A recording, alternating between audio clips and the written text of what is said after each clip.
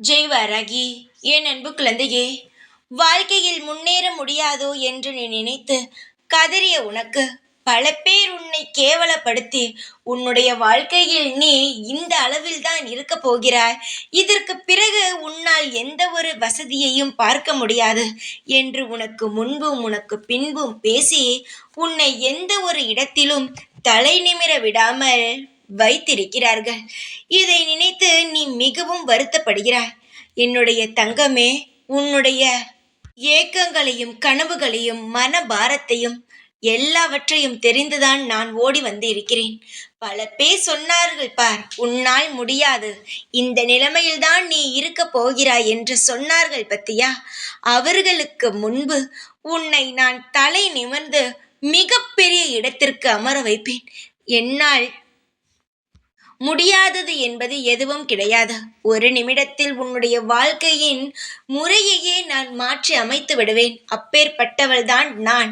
எதற்காக அமைதியாய் இருக்கிறேன் என்றால், பலருடைய முகத்தை நீ இன்னும் புரிந்து கொள்ள வேண்டும் என்ற ஒரு எண்ணத்தில்தான் நான் இன்னும் உனக்கு எந்த ஒரு விஷயத்திலும் எடுத்து முன் அடி வைக்காமல் இருக்கிறேன். ஆனால் இதற்கு பிறகும் நான் அமைதியாக இருக்க விரும்பவில்லை. உன்னுடைய வாழ்க்கையில் நீ இன்னும் அதிகமாக உழைக்க வேண்டும். ஏன் சொல்கிறேன் தெரியுமா? நீ அதிகமாக உழைக்கிறாய், ஆனால் ஏதாவது ஒரு கவலை வந்தால் அதை பாதியிலேயே விட்டுவிட்டு நகர்ந்து சென்று விடுகிறாய்.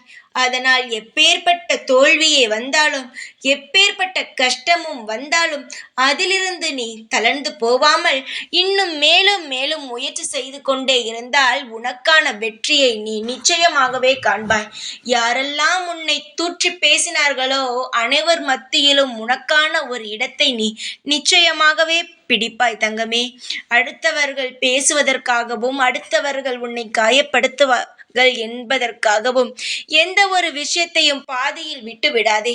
தொடர்ந்து முயற்சி செய்து கொண்டே இரு. அதற்கான பலனை நீ நிச்சயமாக உன் வாழ்க்கையில் அடைவாய். நீ தைரியமாக இருக்கும் பொழுதுதான் உன்னால் பல விஷயங்களை செய்ய முடியும். நீ நம்பிக்கையுடன் இரு. எல்லா விஷயமும் உனக்கு சாதகமாக அமைத்து தருகிறேன். எப்பொழுதும் உன் கூடவே தான் இருப்பேன். இந்த வாராகி நான். ஜெய் வாராகி.